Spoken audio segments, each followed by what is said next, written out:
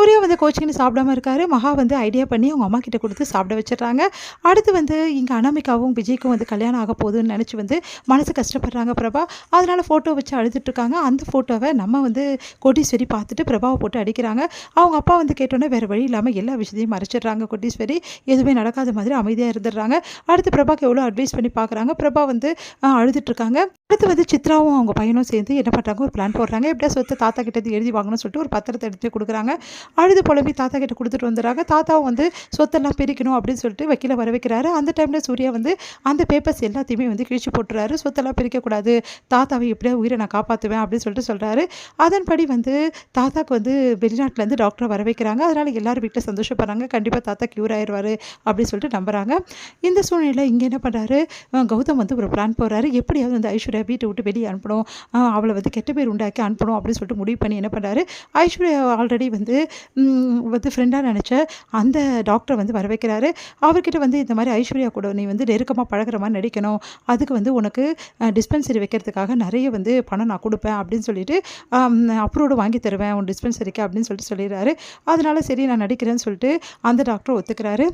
ரொம்ப சந்தோஷப்படுறாரு. சரி ஃபோட்டோஸ் எல்லாம் வந்து அமுச்சு விடு வீட்டுக்கு, நீங்கள் 2 பேர் நெருக்கமாக இருக்க ஃபோட்டோஸ்லாம் அதெல்லாம் பார்த்து அவள் மேலே வந்து எல்லாரும் வெறுப்பை காட்டணும் அப்படின்னு சொல்லிட்டு பிளான் பண்ணுறாரு. அதன்படி அவரும் ஃபோட்டோஸ்லாம் அமுச்சு விட்றதுக்காக ஏற்பாடு பண்ணுறாரு. வந்து மகா கிட்ட வெறுப்பை காட்டுறதை பார்த்த மகா வந்து ஒரு ஐடியா பண்ணுறாங்க. அதன்படி வந்து சூர்யா வந்து தாங்கிட்ட அன்பாக இருக்கிறதாவும் அதே டைமில் ரொம்ப பாசமாக இருக்கிறதாவும் எல்லா முன்னாடி நாடகம் ஆடிட்டுருக்காங்க. இதை கேட்டு சூர்யா ஏன் இப்படிலாம் பண்ணுற அப்படின்னோன்னா, ஆமாம் நான் இப்படி தான் நாடகம் ஆட போகிறேன், அப்போ தான் வந்து என்னோட ஸ்தானத்தை நான் தக்க வச்சுக்க முடியும் அப்படின்னு சொல்லிட்டு சொல்கிறாங்க. இதுக்கப்புறம் கண்டிப்பாக நான் நடிப்பேன் அப்படின்னு சொல்கிறாங்க. உங்கள் மேலே நான் வந்து நீங்கள் என் மேலே அன்பு காட்டினாலும் பரவாயில்ல, உங்களை நான் விரும்புகிறேன், அதனால நான் இதெல்லாம் செய்வேன் அப்படின்ற மாதிரி சொல்கிறாங்க. அதெல்லாம் கேட்டு சூர்யா வந்து என்ன பண்ணுறதுன்னு தெரியாமல் தவிக்கிறாரு. இங்கே வந்து சாப்பாடு வந்து பரிமாறிட்டு இருக்காங்க மகா. அப்போ சூர்யா வந்து யோசிக்கிறார், நீ மட்டும் தான் நடிக்க முடியுமா, நான் நடிக்க முடியாது, இப்போ பாரு என் நடிப்பேன் அப்படின்னு சொல்லிட்டு வந்து சாப்பாடுக்கு உட்காராரு. என்ன மகா எல்லாருக்கும் சாப்பாடு வைக்கிறேன், இந்த புருஷனுக்கு சாப்பாடு வைக்கக்கூடாதா அப்படின்னு சொல்லிட்டு கேட்குறாங்க. வைக்கிறேங்க அப்படின்னு சொல்லிட்டு வைக்கிறாங்க. சரி சட்னி ஊற்று, சாம்பார் ஊற்று, அதுக்கப்புறம் வந்து வடை வை அப்படின்லாம் சொல்லிட்டு இருக்காரு. இதை பார்க்குற வந்து ராஜலட்சுமி டென்ஷன் ஆயிடுறாங்க.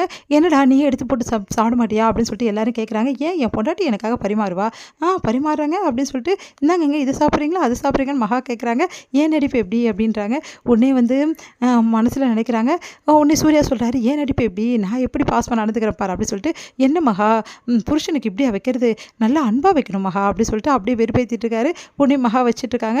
இதையெல்லாம் பார்க்குற சித்ராதேவி வந்து என்ன 2 பேரும் வந்து அன்னோனியமாக இருக்குமா தெரியலையே, 2 பேரும் வந்து போட்டி போடுற மாதிரி தெரியுது அப்படின்னு சொல்கிறாங்க. பின்ன உனக்கு அன்பெல்லாம் எங்கே தெரிய போகுது அப்படின்றாங்க. உடனே வந்து காயத்ரி சொன்னோன்னா அவங்க எழுந்து போயிடுறாங்க. பாரு ஏன் காயத்ரி இப்படிலாம் பேசுகிற, அப்புறம் சாப்பிடாம போயிட்டா அப்படின்னு சொல்லிட்டு பாட்டி வருத்தப்படுறாங்க. அதெல்லாம் ஒன்றும் சாப்பிடாம போல, சாப்பிட்டுட்டு தான் போயிருக்காங்க பாருங்க அப்படின்னு சொல்லிட்டு சொல்கிறாங்க. வந்து நம்ம விஜயோட அப்பா. அப்படியாடா எனக்கு தெரியாதே அப்படின்னு சொல்லிட்டு பாட்டி சொல்கிறாங்க. எல்லாரும் சிரிக்கிறாங்க.